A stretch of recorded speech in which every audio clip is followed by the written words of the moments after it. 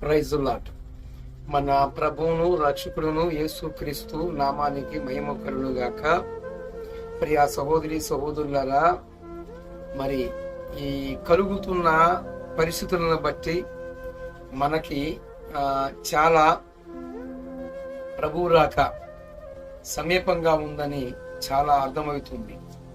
ఎందుకు నేను ఈ మాట చెప్తున్నానంటే, ఈరోజు మనము చూసుకుంటే పరిస్థితులన్నీ కూడా కాలము సంపూర్ణమైనట్లుగా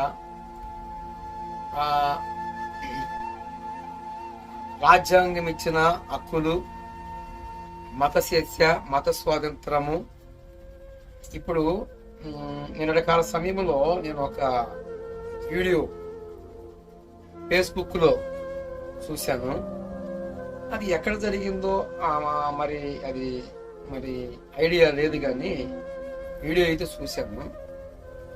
వారు యేసు ప్రభు యొక్క సువార్త ప్రకటిస్తూ బయలుదేరి వారు ఆ గ్రామంలో నుండి బయలుదేరి వెళుతున్నారు. కానీ అక్కడ కొందరు మత ఉన్మాదుల శక్తులు, మత ఉన్మాదులు ఏం చేస్తున్నారు అంటే, మీకు ఇక్కడికి వచ్చి చెప్తానికి ఒకడొచ్చి ఏమో ప్రూఫ్ ఉందా అంటాడు, మరొకడేమో పర్మిషన్ ఉందా అంటాడు.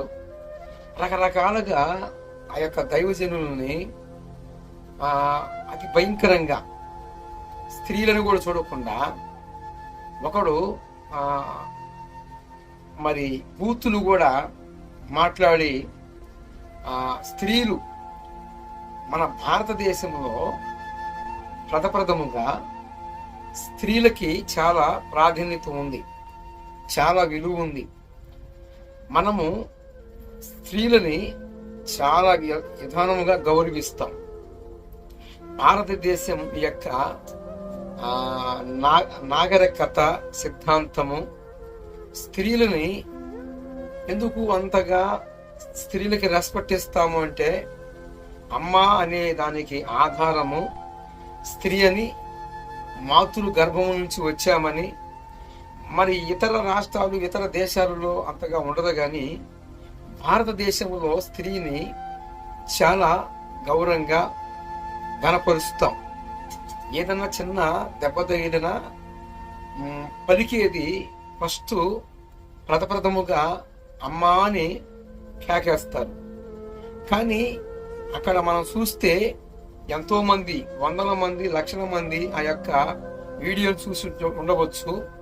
కానీ ఏమైపోతుంది భారతదేశము, ఏమైపోతుంది? ఆర్టికల్ 25, ఆర్టికల్ 29, ఆర్టికల్ 28 ప్రకారముగా, ఆర్టికల్ 26 ప్రకారముగా, ఆర్టికల్ 19 ప్రకారముగా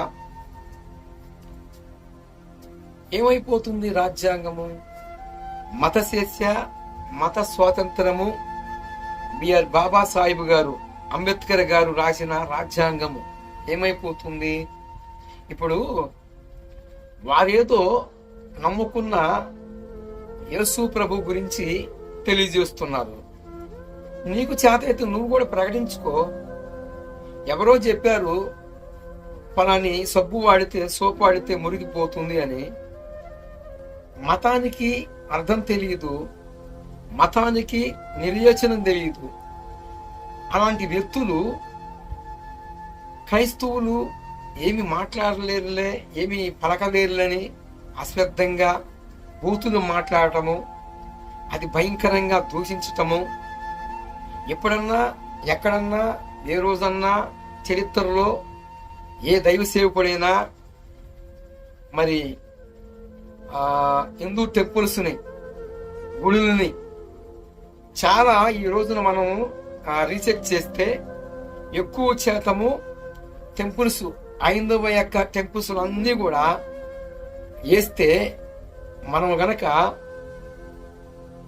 క్రైస్తవులుగా అప్లికేషన్లు పెడితే ఎన్ని టెంపుల్స్ మరి నెట్టవేయబడాలి, పడవేయబడాలి, ఎన్ని తొలగించబడాలి? మరి ఏ దైవ సేవకుడైనా కానీ చెప్పినట్లుగా ఉన్నదా? మరి ఎందుకంటే ఏం చేశారు? ఇప్పుడు క్రైస్తవము అనేది మతము కాదు, మార్గం. మరి ఆ ముందున ఎగబడుతున్నారు, స్త్రీలను కూడా లేకుండా గందరగోళంగా, ఘోరంగా, నీచంగా మాట్లాడుతున్నారు. ఇప్పుడు చాలా మంది ఐందువులుగా ఒక ఐందువుడు, హిందువు అనే దానికి అర్థం లేదు. హైకోర్టు, సుప్రీంకోర్టు తీర్పిచ్చింది. అసలు హిందూ అనే దానికి అర్థం లేదు, నిర్వేచనే లేదని సుప్రీంకోర్టు తీర్పిచ్చింది. అర్థపర్థం లేకుండా జీవితం జీవిస్తా అంటే ఈ మతోన్మాదుల శక్తులు ఎందుకు అంటే అలాగ మూకిమ్మడిగా దాడి చేసి ఏదో భయపెడితే భయపడతారని చెప్పి అనుకుంటున్నారు.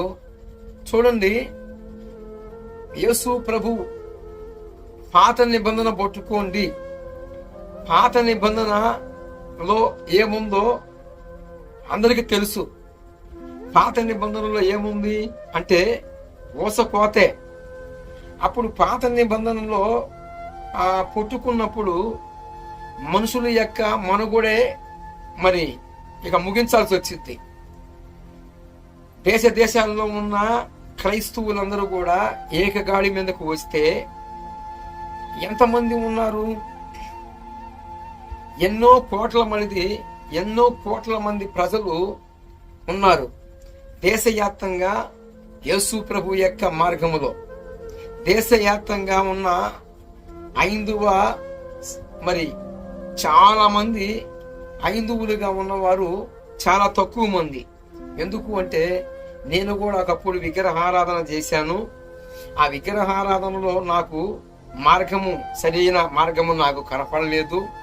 అంత మాత్రమే గాక నేను మొక్కేవారు నాకంటే సీనియర్ మోస్ట్ పాపులుగా ఉన్నారు.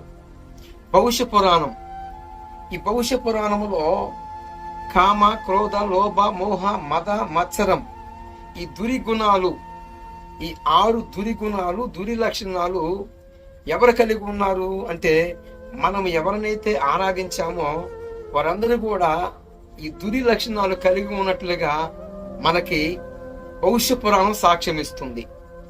ఇంకా కొన్ని పదాలని, కొన్ని గంధాలని పురాణాలలో కొన్ని ఆ యొక్క ఉన్న ఆ కథల్లో ఉన్న వారిని మనము గనక చెప్పలేం. ఎందుకంటే నోటితో కూడా చెప్పలేని పరిస్థితి. ఎందుకు? వారి యొక్క స్టోరీలు నోరు తెరిచి ఒక పసిబిడ్డకి, ఒక ఆడ మనిషి, ఒక మగ మనిషి కూకొని మాట్లాడుకోలేని పరిస్థితిలో ఉన్నవి పురాణాలలో చెప్పబడిన కథలు. అలాంటి వాటిని మొక్కితే ప్రయోజనం ఏముంటుంది అని తెలుసుకొని మనోనేత్రాలు వెలిగించబడి అసలుకి నేను చేస్తుంది కరెక్టేనా, నేను చేసేది మోక్షానికి చేరదా అనే విధానానికి వచ్చిన తర్వాత, మనోనేత్రాలు అనేవి వెలిగించబడిన తర్వాత అసలుకి యేసు ప్రభు అనే ఆయన ఎవరో, అసలుకి మానవ జాతి అంతటిని సృష్టించిన వాడు ఎవరో అంటే యేసు ప్రభు వారే అని మనకి భవిష్య పురాణంలో సాలువాకనుడు స్పష్టంగా దైవ దర్శనం పొంది భవిష్య పురాణంలో ప్రభువు యేసు క్రీస్తు గురించి రాయబడి ఉంది. నేను కన్యక గర్భమున జన్మిస్తానని భవిష్య పురాణంలో చెప్పబడి ఉంది. ఎవరికి అంటే సాలువాకనుడికి. ఎంతో మంది, స్వామి వివేకానందుడు కావచ్చు, చాలా మంది భక్తులందరూ కూడా ఏం చేశారు అంటే ఎంతో ఉన్నతమైన హోదా, ఎంతో తపస్సు చేసి, తపస్సు సంపన్నులందరూ కూడా పుట్టల పెరిగినాక పాపము గురించి భయముతో వాళ్ళు తపస్సు చేసినప్పుడు ఆ భగవంతుడు వారికి దర్శనమిచ్చి వారితో మాట్లాడి సాలువాకునుడికి దర్శనం ఇచ్చాడు. ఇవానాయ పర్వతాలలో ఆ యొక్క మాటలు భవిష్య పురాణంలో రాయబడి ఉంది. నా దగ్గర ఉంది. 18 పురాణాలు 4 వేదాలు 109 ఉపనిషత్తుల్లో ఉన్న సారాంశము వేదాలలో చెప్పబడిన దేవాది దేవుని గురించి వేదములో చెప్పబడి ఉంది. మరి పౌరుష పురాణంలో సాలువాహనుడుతో సృష్టించిన సృష్టికర్తే ఆ పరమాత్మే దర్శనమిచ్చి సాలువాహనుడు దర్శించితే సాలువాహనుడు ఆయన రాసిన గ్రంథము ఏంటయ్యా అంటే ఆయన చెప్పిన మాటలు భవిష్య పురాణంలో చెప్పబడి ఉన్నాయి. ఇవన్నీ కూడా ఈ మతం ఉన్మాదులకి పట్టదు. ఏంటంటే వాళ్ళదొకటే గురి. ఈరోజు వీరే కాదు, ఆనాడు క్రైస్తవులుగా క్రైస్తవాన్ని యేసు ప్రభు యొక్క మార్గాన్ని అణిసివేయాలని అనగదొక్కాలని ఎంతో మతోన్మాది శక్తులు ఎన్నో ప్రయత్నాలు చేసి ఆఖరికి ఊరికి ఉత్తరాన పెట్టబడ్డారు. కొందరు మరణం పాలైపోయారు. ఎందుకంటే సృష్టించిన సృష్టికర్త మీదకి తిరుగుబాటు చేస్తే మరి ఏమైంది? ఊరికి ఉత్తరాన పెట్టబడ్డారు. ఎంతమంది అంటే ఎన్ని మతోన్మాద శక్తులు ఎన్నున్నాయో ఆనాటి నుంచి ఈనాటి వరకు క్రైస్తవాన్ని అంటే యేసు ప్రభు యొక్క మార్గాన్ని అణిసివేయాలని ముందుకు రాకూడదని చెప్పి అనేక రకాలుగా తపస్సు చేసిన వాళ్ళందరూ కూడా కొందరు ఊరికి ఉత్తరాన శ్మశాన వాటికలో పెట్టబడిన వాళ్ళు ఇంతమంది ఉన్నారు, కోకొలలుగా ఉన్నారు. ఎందుకంటే నేను ఒకటి అడుగుతాను, వారు దేవుని సువార్త ప్రకటించుకుంటూ వెళుతున్నారు. మరి కొన్ని సందర్భాలలో మరి కొన్ని ఊరేగింపులు మీరు కూడా చేసుకుంటూ వస్తున్నారుగా, మరి మేము కూడా అడ్డగించవచ్చుగా? మీకు పర్మిషన్ ఉందా? అసలు మీకు పర్మిషన్ ఉందా? పర్మిషన్ అనేది ఎక్కడి నుంచి తీసుకొచ్చావు నువ్వు? ఇప్పుడు టెంపుల్స్ ఎక్కడెక్కడ ఉన్నాయన్నీ కూడా రీసెర్చ్ చేస్తే మందిరములు చర్చీలు ఎక్కడ ఉన్నాయి, టెంపుల్స్ ఎక్కడ ఉన్నాయి? ఒకసారి క్రైస్తవులు మొత్తం గళమిప్పితే ఎంత పరిస్థితిగా ఉంటుందంటే అది ఘోరంగా ఉంటుంది. ఎందుకంటే అనుకుంటున్నారు ఈ యొక్క మత ఉన్మాదులు ఐంధవులుగా ఉన్నవారు చాలా మంది మంచి వ్యక్తులు ఉన్నారు. ఎందుకంటే గతంలో నేను కూడా విగ్రహారాధన చేశాను. ఆ విగ్రహారాధన చేసినప్పుడు నాకు మోక్షానికి వెళ్ళే మార్గము ఏది కూడా తెలియలేదు.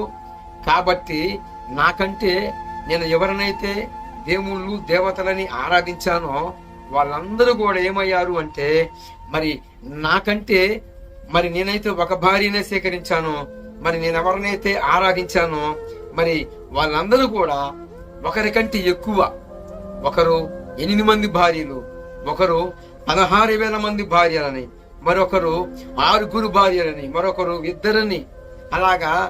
మరి నేను గతంలో పూజించిన వారిని చూసుకుంటే అతి భయంకరంగా వారికంటే నేనే చాలా పవిత్రుడుగాను పరిశుద్ధంగా ఉన్నాను ఒక మనిషిగా. కానీ నాకంటే అతి దుర్గమార్గమైన పనులు చేసి మరి నాకంటే మరి పరాయ శరీరం ధరించి పరాయ యొక్క స్త్రీల దగ్గరకు వెళ్ళిన వారు కోకోలగా ఉన్నారు. భవిష్యపురాణం సాక్ష్యం ఇస్తుంది, వేదాలలో చెప్పబడ్డాయి. ఆ వేదాలలో సృష్టించిన సృష్టికర్త గురించి చెప్పబడింది, పురాణాలలోనేమో వారి యొక్క స్టోరీస్ చెప్పబడ్డాయి. నేను అడుగుతున్నాను, ఆ స్త్రీల మీదకి ఆ ఉందన రెచ్చిపోతున్నారు. అసలుకి మీ ఇళ్లలో కరెంటు బల్బు ఎలాగ పెట్టుకుంటున్నారు? మరి మీరు అంత రోషంగా ఉన్నప్పుడు ఆ కరెంటు బల్బుని సృష్టించిన వాడు ఎవరు? మీరు ఉంచుకోకూడదు కదా. యేసు ప్రభువు నమ్ముకున్న వారి యొక్క కరెంటు వాడుకోవాలి, యేసు ప్రభువు నుంచి వచ్చిన డేట్స్ వాడుకోవాలి, యేసు ప్రభువు నుంచి వచ్చిన టైం వాడుకోవాలి. టైం చూసుకుంటారు, ఈరోజు ఎంత టైం, ఈ టైంలో ఎంత టైం అని అడుగుతారు, ఈరోజు ఏం వారం అని అడుగుతారు, ఈరోజు ఎంత తారీఖు అని అడుగుతారు. మరి ఈ టయాలు, ఈ డేట్లు, ఈ యొక్క రోజులు, సంవత్సరాలు, దినచర్యలు ఇవన్నీ ఎక్కడి నుంచి వచ్చాయి? అసలు క్రీస్తు పూర్వం అనగా, క్రీస్తు పూర్వం అంటే యేసు నుంచే ఆరంభమైనాయి. టయాలు, రోజులు, గంటలు, నిమిషాలు. ఈరోజు వారాలు చెప్పుకుంటున్నావంటే ఈరోజు ఎక్కడి నుంచి చెప్పుకుంటున్నావు? మరి నువ్వు మొక్కిన వాళ్ళ నుంచి ఆరంభం ఏమన్నా ఉందా? పోనీ అట్టన్నా కానీ 18 పురాణాలు ఉన్నాయి నా దగ్గర. ఆ 18 పురాణాలలో 18 అంటే అసలు దానికి మీనింగ్ కూడా తెలియదు వీళ్ళకి. అష్టాదశ, ఈ అష్టాదశ అంటే 18 పురాణాలు. ఐంధవ సంప్రదాయ ప్రకారముగా 18 పురాణాలు ఉన్నాయి. ఈ 18 పురాణాలలో వారి వారి యొక్క స్థితిగతులు చెప్పబడ్డాయి, వారి యొక్క స్టోరీస్ చెప్పబడ్డాయి. కానీ యేసు ప్రభు ఏం చేశాడు? ఆయన ఏం చెప్పాడు?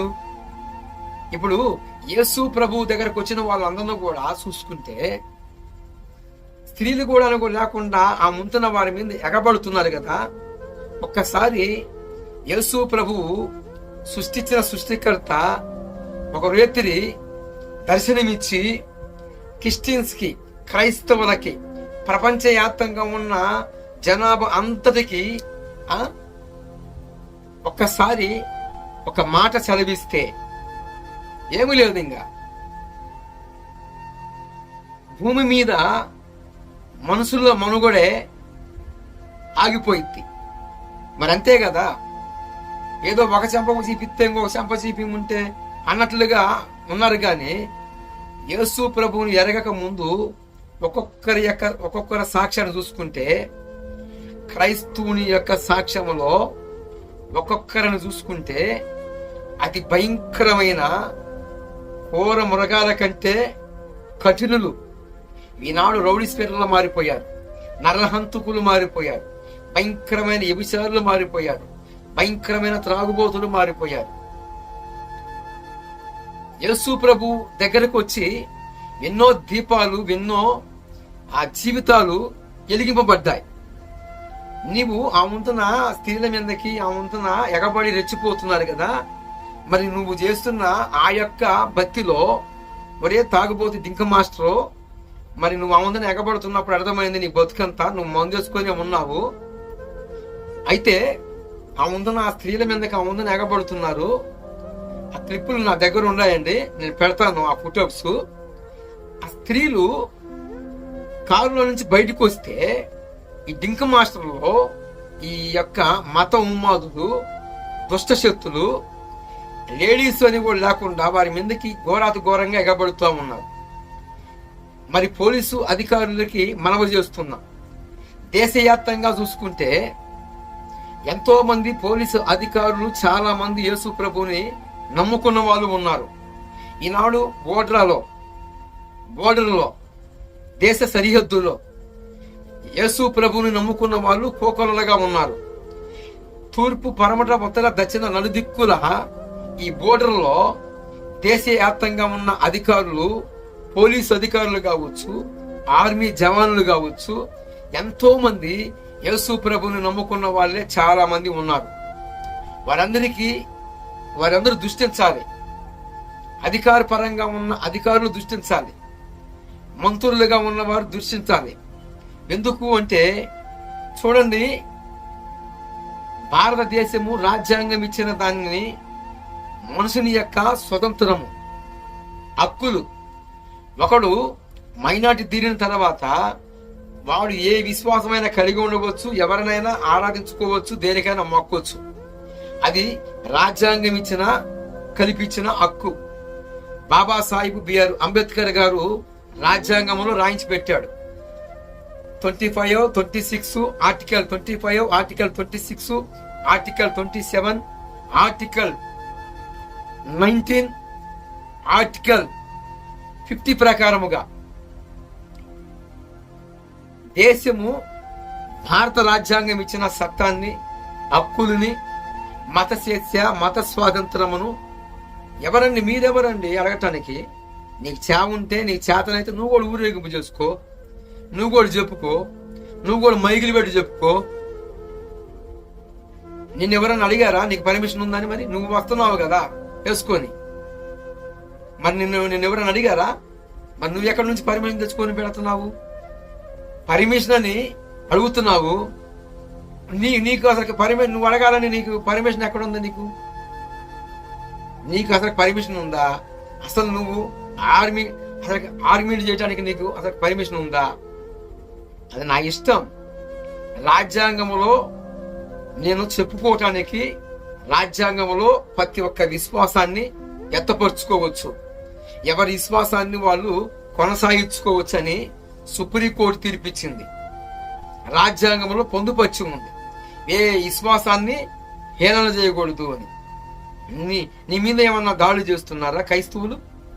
మాస్టర్స్, దైవ సేవకులు ఎవరన్నా చెప్పిన దాఖలాలు ఉన్నాయా? ఒక క్లిప్ ఉందా? అలాగా చెబితే మానవ సంచారం అనేది ఉండదు బిడ్డ. లేడీస్ అని కూడా చూడకుండా ఉంటున్న వారి మీదకి ఎలాగ పడితే అలాగ వెళ్ళిపోతున్నారు. ఒక్కసారి చూడండి. ఒక్కసారి ప్రపంచవ్యాప్తంగా ఉన్న క్రైస్తవులందరూ కానీ ఒక కాడి మీదకు వచ్చి ఒకసారి ఇక పాత నిబంధన పట్టుకోండి అన్నారు అని చెప్పి రిలీజ్ అయిందంటే భూమి మీద మానవుని యొక్క, మనుషుడి యొక్క మనుగడే కష్టమైపోద్ది. ఎందుకంటే అనుకుంటున్నారు, నేను ఒకప్పుడు విగ్రహారాధన చేశాను, నా బంధువులు మారిపోయారు, నా రక్త సంబంధికులు మారిపోయారు. చాలా మంది ఈరోజు క్రైస్తవులుగా, యేసు ప్రభువును నమ్ముకున్న బిడ్డలుగా, సాక్షులుగా మారిపోయారు. కానీ ఈ మతోన్మాద శక్తులు కొన్ని తోడయ్యి, ఎందుకంటే ఆ దేవుడిని అడ్డగించాలని, ఒరే వచ్చే అరిసెయ్యిని అడ్డం పెట్టి సూర్యకాంతిని ఆపగలుగుతావా?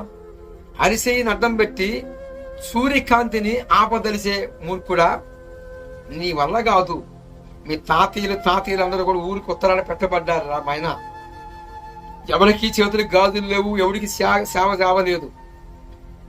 పోటీకి వస్తే నువ్వంత రోషం కలిగిన వాళ్ళైతే పొలుపుని కనిపెట్టింది దైవ సేవకుడు, దేవుని బిడ్డ. నీ ఇప్పుడు మోటార్ సైకిల్ వేసుకొని పోతున్నావు, అది మరి దాని మీద తిరగకూడదు. నువ్వు దీపాలు కాగడాలు ముట్టించుకొని ఇంట్లో ఉండు. మరి ఎందుకు మరి క్రైస్తవులు కనిపెట్టి నువ్వు వాడుకుంటున్నావు? ఎందుకు మరి క్రైస్తవులు అన్ని పనిముట్లు క్రైస్తవులు కనిపెట్టినవైతే వాడుకోవచ్చు, క్రైస్తవులు నమ్ముకున్న దేవుడి మడికి నీకు వద్దు. నీకు సట్టేసేవాడు క్రైస్తవుడు, నీకు ఆఖరికి నీకు ఏదైనా వ్యాధి వస్తే, నీకు ఏదైనా చెడిపోతే మరి డాక్టర్గా ఉన్నవాడు క్రైస్తవుడు. డాక్టర్స్ ఈరోజు ఆర్మీ జవాన్లు, మిలిటరీ జవాన్లు, ఈరోజు నా సహోదరులు బార్డర్లో కాపలాగా వస్తూ ఉన్నారు. నా యొక్క క్రైస్తవ సహోదరులు కుటుంబ సభ్యులని నిమిత్తము ఇంటి దగ్గర వదిలిపెట్టి అహోరాత్రులు దేశ సరిహద్దుల్లో నా ఆర్మీ సహోదరులు ఉన్నారు, నా క్రైస్తవ సహోదరులు ఉన్నారు. మరి ఎంతో మంది పోలీసు అధికారులు ఈరోజు యేసు ప్రభువును నమ్ముకొని ఈరోజు సాక్ష్యం ఇస్తున్నారు. డిఐజీ గారు, చాలా మంది డిఐజీలు, సిఐలు, ఎస్పీలు, ఎంతో మంది, ఆఖరికి జడ్జితో సహా, లాయర్స్ తో సహా ఈరోజు ప్రపంచవ్యాప్తంగా చూసుకుంటే అనేక మంది కోకొలలుగా యేసు ప్రభు వారిని నమ్ముకొని, సృష్టికర్తను నమ్ముకొని, సృష్టికర్త అడుగు జాడలో నడుస్తున్న వారు చాలా మంది ఉన్నారు. మరి ఈ దుష్టమోక ఏదో అల్లరి సృష్టించి వారు దేవుని సువార్త చెప్పుకుంటూ పోతున్నారు. వారు ఏమైనా బూతు మాటలు మాట్లాడారా? నీకు ఇష్టమైతే నమ్ముకో, లేకపోతే కష్టమైతే వదిలిపెట్టుకో. ఏమి మీరు పెట్టుకుంటే మేము చెవుల్లో మేము అనుకుంటా పోటలా? క్రైస్తవము అంటే మార్గం. మతము అనే దానికి అర్థం తెలియని ఈ యొక్క మత ఉన్మాదులు, మత దుష్ట శక్తులు మతం అంటే అర్థం తెలియదు. మతానికి అర్థము నిర్వచనము తెలుగు నిఘంటు సాక్ష్యం ఇస్తుంది. మతము అనగా అభిప్రాయము మార్చుకునుట. కళ్ళుంటే చూసుకో, లేకపోతే పాత నిబంధన పట్టుకోముంటే చాలా అతి భయంకరంగా ఉంటుంది తీవ్రత. ఎందుకంటే దేశవ్యాప్తంగా ఒక ఊరిలోని చూసుకో, క్రైస్తవము యేసు ప్రభుని నమ్ముకున్న వారు ఒక క్రిస్టియన్సే కాదు, ఈరోజు అనేక కులాలు మతాలు అనేవన్నీ కూడా యేసే దేవుడిని నమ్ముకొని జన్మ కర్మ పాప దోషములన్నీ కూడా కడిగేసుకొని యేసు ప్రభు యొక్క అడుగుజాడలో నడుస్తున్నారు. ఈరోజు పోలీస్ అధికారులు ఉన్నారు, జడ్జిస్ ఉన్నారు, లాయర్స్ ఉన్నారు, అధికార పరంగా ఉన్న ఎంతో మంది యేసు ప్రభువుని వెంబడిస్తున్న వారు, యేసు ప్రభు యొక్క అడుగుజాడలో నడుస్తున్న వారు చాలా మంది ఉన్నారు. జాగ్రత్త. మతోన్మాదులకి హెచ్చరిక, మతోన్మాదులకి కనుమిప్పు కలగాలని ఈ యొక్క కౌంటర్. కాబట్టి ఆ క్లిప్ చూడండి, ప్రతి ఒక్కరూ దీని గురించి ఖండించండి. నా యొక్క ప్రపంచవ్యాప్తంగా ఉండ, దేశవ్యాప్తంగా ఉండ నా సహోదరులారా, నా యొక్క దైవ సేవకులారా, అందరూ కూడా గలమెత్తండి. ఈ మత ఉన్మాద శక్తులని అనగదొక్కుదాము. ఇతని దుష్ట శక్తులని, అంటే ఆనాటి నుంచి ఈనాటి వరకు కూడా క్రైస్తవాన్ని అనగదొక్కాలని చూస్తున్న దుష్ట శక్తులు ఊరి కుత్తరాలు పెట్టబడ్డాయి ఎంతో మంది. కానీ అందరం కలిసి ఏకకాటి మీదకి రావాలి, సార్వత్రిక సంఘముగా మారిపోవాలి. ప్రభు రాక, క్రీస్తు రాక సమీపంగా ఉంది. ఇవన్నీ కూడా వేదనలకి ప్రారంభమని దేవుని న్యాయపీఠ తీర్పును ఎదుర్కోవటానికి సిద్ధమై ఉండాలి. ముఖ్యంగా దేవుని రాక సమీపంగా ఉంది.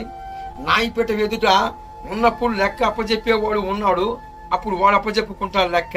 కానీ ప్రియ సహోదరి సహోదరులారా, దైవ సేవకులారా, ఈ యొక్క వీడియోలు క్లిప్పులు చూసినప్పుడు హృదయము అల్లాడిపోతుంది, ఆవేదనకు గురైపోతుంది. ఎందుకంటే స్త్రీలను కూడా చూడకుండా మతోన్మాదులు, దుష్ట శక్తులు.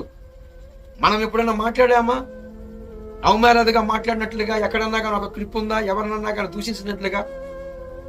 ఒరే, మేము ఒకప్పుడు నమ్ముకున్నాము, అక్కడ ఏమీ లేదు, నాకంటే వాళ్ళు సీనియర్ మోస్ట్ పాపులుగా ఉన్నారు, అక్కడ నాకు న్యాయం జరగలేదు, ఇక్కడ యేసు ప్రభు వారు మనిషిగా వచ్చాడు, మానవ రూపంలో వచ్చిన వాడు యేసే దేవుడని స్వామి వివేకానందుడు సాక్ష్యం ఇచ్చాడు అని స్పష్టంగా తెలియజేసినా కూడా ఈ మత దుష్టమోక ఎలా తయారైందంటే, నీకు పర్మిషన్ ఉందా? ప్రతి ఒక్కడు అసలు పర్మిషన్ అంటే అర్థం తెలియని నిర్దేశం తెలియదు ఈ యొక్క దుష్టమోకకి.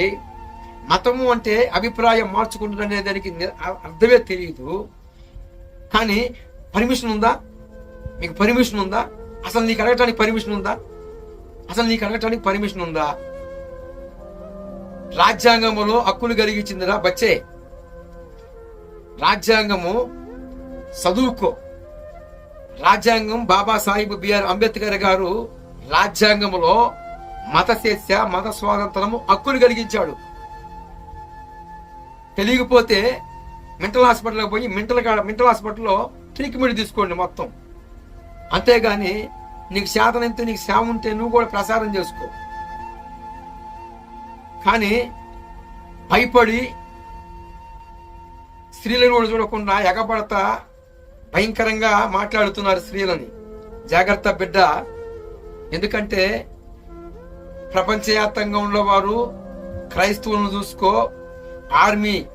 ఆర్మీలో క్రైస్తవులు ఉన్నారు, దేశవ్యాప్తంగా క్రైస్తవులు ఉన్నారు. వారు ఓట్లు కావాలి, వారు కావాలి. ఆఖరికి వారు నమ్ముకున్న దేవుడి వాడికి వద్దు. అరే, ఈ రోజున ఎంతో మంది మతోన్మాదులారా, ఈ రోజున ఎంతో మంది జీవితాలు మారిపోయినాయి. ఈరోజు తాగుబోతులు మారిపోయారు. ఎంతో మంది కుటుంబాలు, ఎంతో మంది జీవితాలు యేసు ప్రభు చెప్పిన మాటల మీద ఎన్నో ఇల్లు పచ్చని కాపరాలుగా వర్ధిల్లుతూ ఉన్నాయి. కాబట్టి ఈ యొక్క కౌంటరు కనుమిప్పు కలగాలని మత ఉన్మాదులకి మాత్రమే ఇది. చాలా మంది నా హైందవ సహోదరులు, నా బంధువులు ఉన్నారు. నేను విగ్రహ సంబంధమైన భక్తిలో నుంచే వచ్చాను. అక్కడ నాకు మోక్షానికి వెళ్ళే దారి కనపల్లా. పురాణంలో చెప్పబడిన మాటకి అర్థం తెలియలా. పాపాదస్యం మరణం ప్రయాతి, పాపాదస్యం నరకం ప్రయాతి. పాపానికి జీతం మరణము, మరణానికి జీతము అగ్ని ఆరదు, పురుగు జావదు. మరి అలాంటప్పుడు ఆ మార్గములో నాకు నరకం ఉన్నప్పుడు నా నరకాన్ని పోగొట్టేవాడు కావాలి, ఆయనే ప్రభువుని యేసు క్రీస్తు. ఇలాగా కనువిప్పు కలిగి ఈనాడు నా హైందవ సహోదరులు ఎంతో మంది యేసు ప్రభువుని దేవుడిని ఒప్పుకొని యేసు ప్రభు చెప్పిన మార్గంలో నడుస్తున్నారు. ఇంతమంది మీ వల్ల కాదు. ఎందుకంటే సూర్యుని అరిచేత్తో అడ్డం పెట్టి ఆపగలుగుతావా? ఆపడం నీ వల్ల కాదు, మీ తాతయ్య వల్ల కూడా కాదు. అదెంత వాస్తవమో యేసు ప్రభువు చెప్పిన మాటని క్రైస్తవాన్ని అనసాలని చూస్తున్న మతోన్మాద శత్రువులారా జాగ్రత్త జాగ్రత్త. ఇంతటితో ఈ మాటలో ఒత్తిడి సెక్షన్ ఆపేస్తున్నాను. రాజ్యాంగం ఏం చెప్పిందో చూసుకోండి. మీకు అసలు పర్మిషన్ ఉంది అడగటానికి? మీకు ఎక్కడుంది పర్మిషను? మీ ఏ అధికారి మీకు పర్మిషన్ ఇచ్చాడు అడగమని? చూసుకోండి. అవసరమైతే మీ చేత అయితే సేవ ఉంటే మీరు కూడా తెలియజేసుకోండి. కాబట్టి ఇందు మూలముగా తెలియజేయటం ఏమనగా, నా యొక్క సహోదరులారా, దైవ సేవకులారా, గలమెత్తండి. ఈ యొక్క తెగులు రాకుండా ఆ తెగులుని కొంగుడుసగా పెగిలిద్దాం. ప్రపంచవ్యాప్తంగా ఉన్న యొక్క దేశాలలో ఉన్న ప్రెసిడెంట్లు కావచ్చు, మంత్రులు కావచ్చు, నాయకులు కావచ్చు, అధికారులు కావచ్చు, నా యొక్క దేవుని క్రీస్తు యేసు దైవ సేవకులు కావచ్చు, అందరు గలమెత్తండి. మనము సత్యము వైపున గలమెత్తుదాం. సత్యములో మనం ఉన్నాం. మనము అసత్యవాదులము కాదు. గుమ్మడికాయల దొంగ ఊరు అంటే తడుకోవడానికి భుజాలు. మనము సత్యం వైపు ఉన్నాము. మనము సత్యమై ఉన్నాము. మనకు భయం ఏమిటి? సత్యాన్ని సత్యంగా నిర్భయంగా ప్రకటిస్తాం. ఇదే యేసు క్రీస్తు నామములో క్రైస్తవులందరికీ కనువిప్పు. బోర్డర్లో ఉన్న నా ఆర్మీ సహోదరులరా, నా యూట్యూబ్ ఛానల్లో ఉన్న ఆర్మీ సహోదరులరా, జవాన్లరా, వందే మాతరం, జై హింద్. అందరికీ ప్రభువైన యేసు క్రీస్తు నామములో ఆర్మీలో ఉన్న నా సహోదరులు కావచ్చు, పోలీసు అధికారులు కావచ్చు, దేశవ్యాప్తంగా ఉన్న యేసు ప్రభువును నమ్ముకున్న ప్రతి ఒక్క సహోదరులు కావచ్చు, అందరూ వినండి, అందరూ చూడండి, అందరూ అసత్యాన్ని ఖండించండి, సత్యం వైపు గలమెత్తుతాము. ఈ మాటలు యేసు ప్రభు నామములో మన హృదయములో నీరుగట్టి పనపచేయునుగాక. దుష్ట శక్తులు, మతమాదు శక్తులు యేసు నామములో ఊరికి ఉత్తరాన పెట్టబడునుగాక.